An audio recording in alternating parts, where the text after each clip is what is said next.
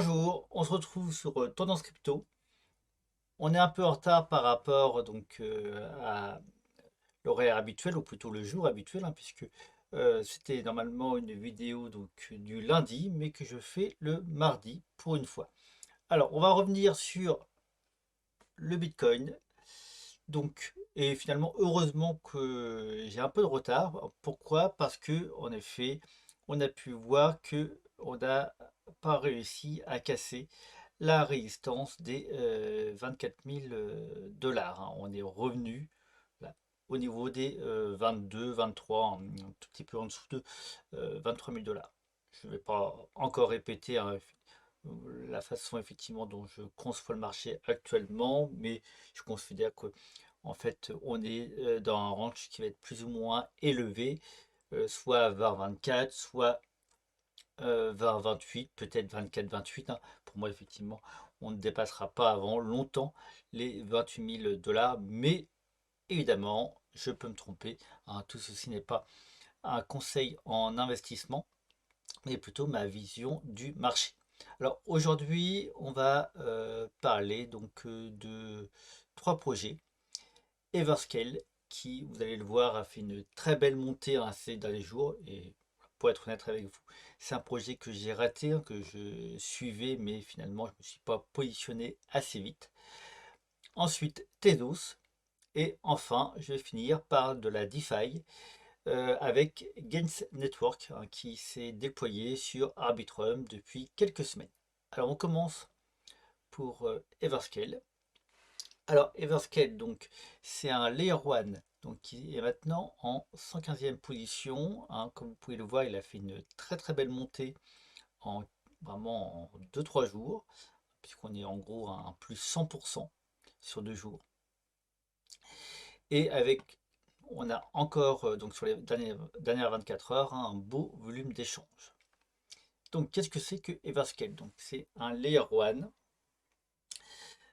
qui en fait a pour but, hein, comme beaucoup de Layer 1 de cette génération, évidemment, d'être le plus scalable possible, hein, et on va dire quasiment infiniment scalable.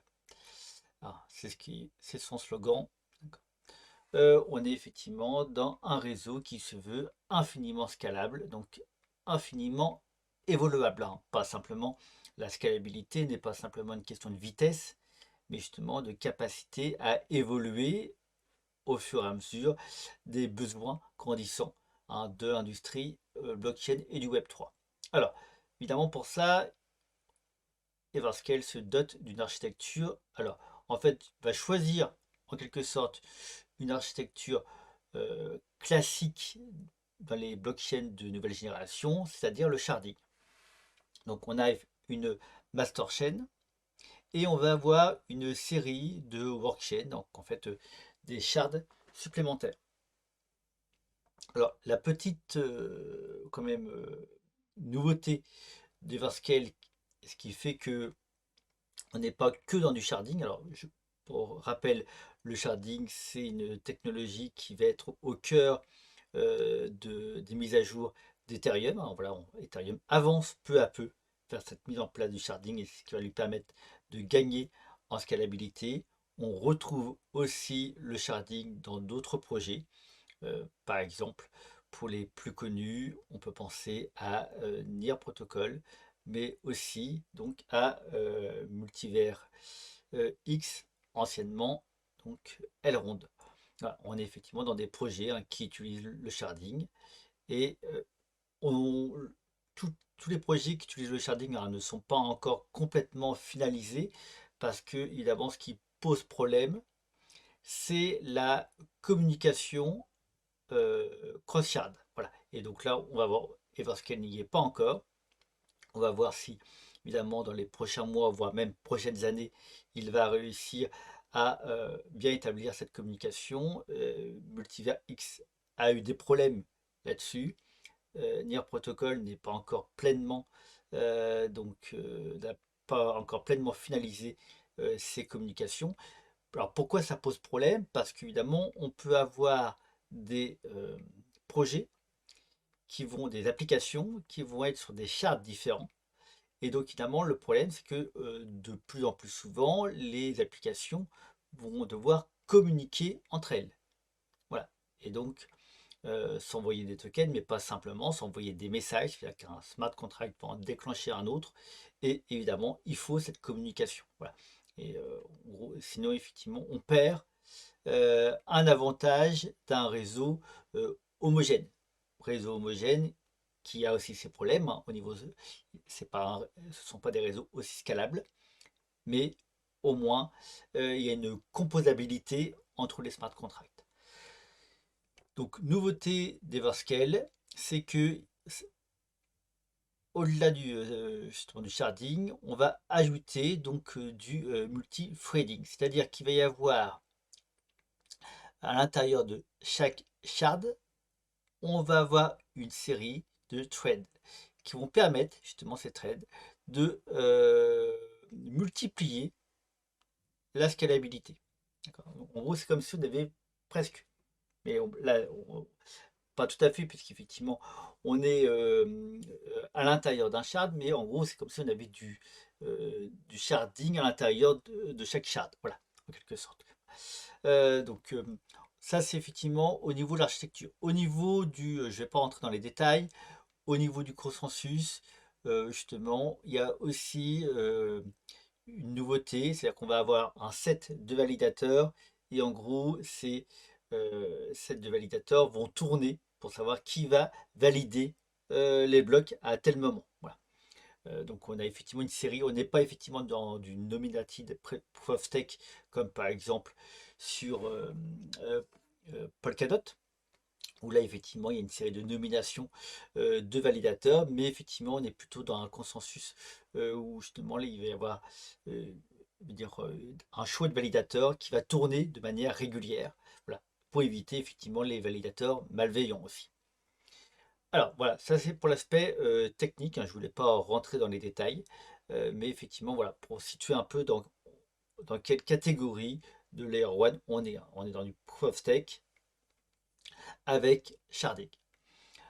Alors maintenant, si on regarde au niveau, donc le light paper, je vous conseille de regarder plutôt le light paper que le white paper, hein, qui n'est pas forcément très clair au niveau de son organisation. Le light paper qui quand même prend un light paper assez complet, hein, des fois c'est réduit à peau de chagrin, là il est assez complet et il est assez clair par exemple par rapport à ce que je viens de vous expliquer sur justement on va retrouver un peu plus bas, je crois, voilà, ici, hein, une explication du consensus pour le choix des validateurs. Si on regarde sur Defilama, donc on a au niveau TVL hein, une bonne montée. En fait, la montée s'explique aussi parce que le token lui-même, donc Lever, a beaucoup augmenté. Donc en fait, on est dans un petit réseau. Donc évidemment, on va dire le poids du token a une importance assez grande, surtout dans du proof of stake, où donc il va y avoir du staking dans effectivement la TVL. D'accord, donc effectivement, il faut relativiser cette montée. Néanmoins, attention, hein, c'est toujours le problème pour Defilama. Vous voyez, il n'y a qu'un protocole qui est listé. Or, si on regarde justement sur d'autres sur le site d'Everscale, on retrouve, hein, donc il y a ici, hein, vous allez à Explore Ecosystem, vous pouvez trouver, je vous remettrai le lien du site de Everscale en description, vous retrouvez un certain nombre d'applications. Donc la TVL est sans doute plus grande, toutes les applications ne sont pas encore opérationnelles, mais il y a sans doute plus d'applications que ce qu'on peut voir sur Defilama. Alors oui, vous pouvez le voir, hein, c'est un détail que j'avais oublié d'indiquer, hein, donc Pokerton. Alors pourquoi effectivement le suffixe un ton? En fait, c'est parce qu'à l'origine, Everscale est en gros un fork de la Tonchain. Tonchain, hein, j'en avais déjà parlé, excusez-moi, ça fait partie, hein, donc c'est une blockchain dont on parle assez peu actuellement. Donc en fait, c'est un ancien projet de Telegram qui a pris effectivement, a dû prendre ses distances pour des questions de régulation avec Telegram, mais effectivement qui est bien le Toncoin, qui, vous voyez, qui est bien capitalisé. Donc Everscale, c'est à l'origine un fork, mais ensuite qui a pris complètement son indépendance et qui a beaucoup évolué. Donc ça, c'était pour l'écosystème. Et ensuite, donc oui, ce que je voulais vous montrer effectivement, c'était par rapport au compte donc sur l'Explorer. On peut voir que en un mois, on a une belle montée donc des nouveaux wallets. Donc ça montre bien effectivement qu'il y a une activité sur le réseau, hein. Donc ça confirme aussi, hein, que voilà, on n'est pas simplement dans de la spéculation euh, avant effectivement un réseau qui pourrait être opérationnel. Là, effectivement, on est voilà, dans un réseau, hein, qui commence déjà à être utilisé. On n'est pas dans une blockchain. Par contre, attention, on n'est pas dans une blockchain EVM. Donc voilà, il faut effectivement un wallet à part. Néanmoins, il y a un compiler, hein, pour justement pouvoir accueillir les projets construits en Solidity. Dernière indication qui montre bien qu'il y a justement de l'activité. Alors même si ça reste globalement, alors c'était pas ici, c'était au niveau des NFT, même si ça reste rudimentaire, hein, on n'est qu'au tout début, il faut voir effectivement comment ça évolue, hein. On voit bien que depuis donc le 24 janvier, il y a plusieurs collections de NFT qui se sont développées, hein. Donc effectivement, il y a des choses qui s'installent. Alors qu'on avait effectivement, vous voyez ici, on avait une collection le 4 décembre, puis ensuite on est en octobre. Donc pour l'instant, il y avait quand même peu de choses et ça se développe donc depuis la fin janvier. Donc voilà pour Everscale, donc le premier projet dont je voulais vous parler. Ensuite, on passe à Tezos. Alors, j'enlève quelques onglets, voilà, pour aller plus vite. Donc Tezos, donc c'est aussi un Layer 1, donc projet d'infrastructure en Proof of Scale, projet français. Alors, qui n'a pas forcément, on veut dire, même s'il est bien placé, hein, il est en 51e position, et je crois même qu'il était monté à un moment euh, autour des 30e positions, pas forcément le projet le plus visible, mais qui est intéressant. Alors, je vais vous expliquer, il y a des nouveautés au niveau de la scalabilité aussi, mais aussi au niveau de la régulation, hein, le fait que ce soit un projet français. Tedos fait tout effectivement pour pouvoir avoir l'aval des régulateurs français et européens, et par rapport à ça, c'est intéressant comme positionnement. Au niveau donc du token, je me suis mis donc sur une charte donc longue, hein, depuis donc le début 2018. On voit bien que c'est un token qui a un range assez bas par rapport à d'autres. Le bottom était autour de 0,39. On n'est pas en un sens très loin, on est simplement à 1 x 3. Et il est monté jusqu'à 8, hein, 8,4 dollars. Donc voilà, un range, hein, finalement relativement bas, on va dire, sur ce token. Donc c'est voilà, pas sûr qu'effectivement on ait un gros multiple, hein, de gains possible, mais c'est un token qui, en gros, est assez sécure au niveau investissement. Voilà, tout dépend effectivement comment on se positionne. Alors, Tezos. Donc, on est effectivement une blockchain conçue pour évoluer.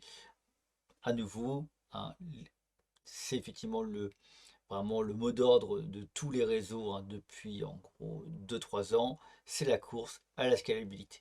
Et cette course, alors là, on n'est pas comme Everscale sur l'idée d'une blockchain infiniment scalable. Néanmoins, on a effectivement l'idée d'aller vers les 1 million de transactions par seconde. Alors comment on va y arriver? En fait, Tezos, justement, va choisir le passage au Layer 2 et donc va utiliser la technologie des rollups pour justement passer, euh, en gros, pour faire un saut de scalabilité. Donc voilà, on va avoir effectivement la mise en place de Layer 2 assez vite. L'avantage de ces Layer 2, c'est qu'on va aussi avoir effectivement une compatibilité qui va se faire avec l'Ethereum Virtual Machine. Donc ça c'est bien, parce que pour l'instant, Tezos pareil, hein, a sa propre machine virtuelle, donc il veut aussi son propre wallet. Là, on va avoir quand même, grâce à ces Layer 2, on va avoir une compatibilité avec tout l'univers Ethereum. Donc voilà, une ouverture de Tezos, ce qui est intéressant. Et aussi, il va y avoir justement tout un travail fait au niveau de la confidentialité en utilisant les ZK Proof. Donc voilà, autre champ justement qu'il faudra suivre dans les prochaines années ou au moins prochains mois. Voilà. Pour, au niveau donc de la TVL, hein, pour Tezos, donc voilà, on est en 41e position. On a pour l'instant peu de projets. Il y a eu pas mal de collections de NFT, donc là c'est pas indiqué ici, hein. Au niveau de la TVL, comme vous pouvez le voir, on a un protocole, hein, qui a quand même l'essentiel de la TVL, hein, puisqu'on a une dominance de ce protocole de 76%. Un des projets connus sur Tezos, projet aussi français, c'est Degami, hein, où justement on peut en gros avoir un chien sous forme de NFT dont il faut s'occuper. Et en gros, l'idée de Degami, c'est d'aller effectivement peu à peu vers un Dogaverse, donc un métavers justement avec des chiens comme avatar. Voilà. Donc voilà, c'est un projet effectivement gaming assez intéressant, hein. Il y a une très grande communauté. Et donc c'est aussi une grande réussite du Web3 français, donc qui est sur Tezos, et c'est un peu justement une sorte de vitrine aussi, hein, pour Tezos. Et voilà, cette complémentarité est assez intéressante. Donc voilà pour Tezos, et on passe au troisième projet, Gains Network. Donc là, on change de sujet puisqu'on n'est pas sur un Layer 1, on est sur un projet DeFi. Alors, pourquoi je voulais vous parler de Gains Network? Alors, qu'est-ce que c'est déjà que Gains Network? C'est un protocole de perp. Voilà. Donc, le trading justement perp, donc on le retrouve, hein, donc, le trading sur levier. On le retrouve donc de manière décentralisée, hein, sur DYDX ou sur GMX, hein, les deux protocoles les plus grands dans ce domaine. Au niveau de la TVL, qu'est-ce qu'on s'aperçoit? C'est que justement Gains Network est bien monté, hein, vous voyez, depuis donc en gros depuis 10 jours. Il y a eu une très belle montée de la TVL sur Gains Network. Pourquoi? Parce qu'il vient d'arriver sur Arbitrum. Il était sur Polygon. Il est bien placé, hein, sur Polygon, je crois, 12e, 12e, 13e position. Et il a acquis cette même position très très vite sur Arbitrum. Et donc voilà, donc c'est un protocole, hein, qui se positionne clairement sur l'univers Ethereum, hein. Donc Layer 2 pour Arbitrum, sa chaîne pour l'instant sur Polygon. Alors, si on rentre un peu dans le détail donc Gains Network. Donc là, effectivement, c'est pour le trading. D'accord, donc effectivement, on a, comme vous voyez, un tableau de bord clair, complet. On peut faire des leviers jusqu'à x150, hein, pour ceux qui aiment le risque. Donc le but, j'aurais aussi à en parler dans une vidéo, hein, que ce soit protocole de pair, Poudex, etc. C'est vraiment d'arriver à une expérience utilisateur comparable aux échanges centralisés, hein.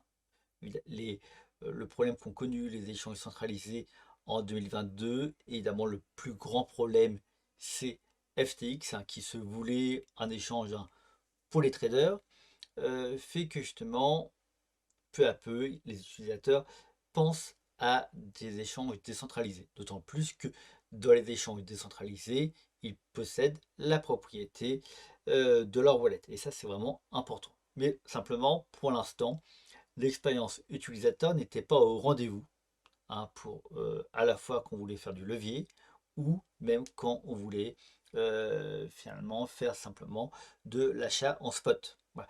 Donc, voilà, les échanges décentralisés, spot ou perp, justement, là, se développent très largement, hein, très rapidement depuis quelques mois pour gagner en expérience utilisateur.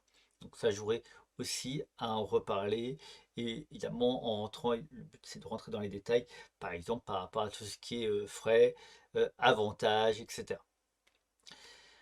Donc maintenant, donc, pour continuer donc, sur Gains Network, donc on a donc, différentes choses dont je voulais vous parler. Alors il y a un vault, donc on peut déposer son DAI, voilà. DAI qui va servir justement en gros pour récompenser ceux qui gagnent lors effectivement de leur trade.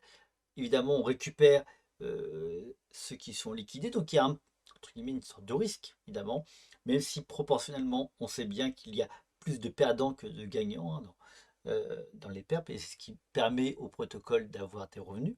Néanmoins, donc il faut une sorte de trésorerie, donc voilà, vous pouvez déposer dans cette trésorerie vos DAI, et vous récupérez les revenus du protocole.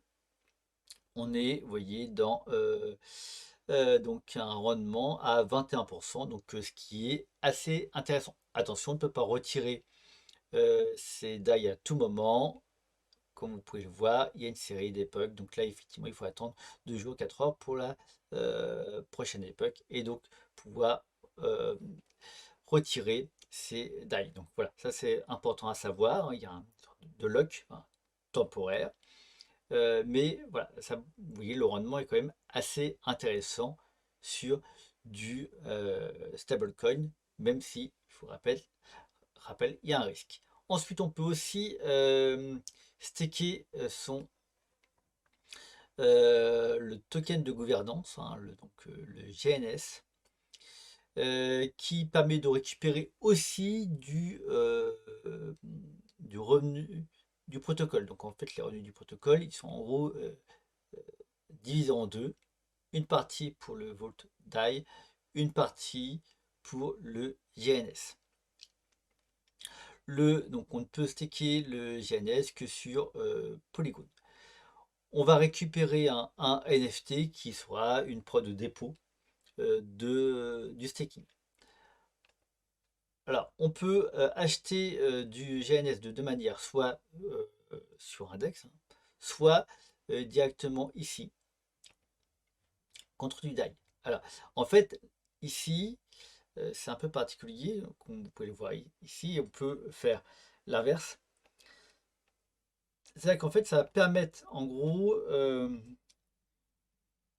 de stabiliser le protocole. C'est-à-dire le GNS n'a pas une supply justement fixe, c'est une supply dynamique. Donc là, on peut créer ou bouler du GNS et en fait le protocole, alors là c'est effectivement ce que peuvent faire les utilisateurs, mais le protocole fait aussi des bornes réguliers, hein. Le but c'est effectivement d'assurer en gros là au niveau du vault qui est effectivement, vous voyez, il faut un collatéral assez important euh, de ce vault-là.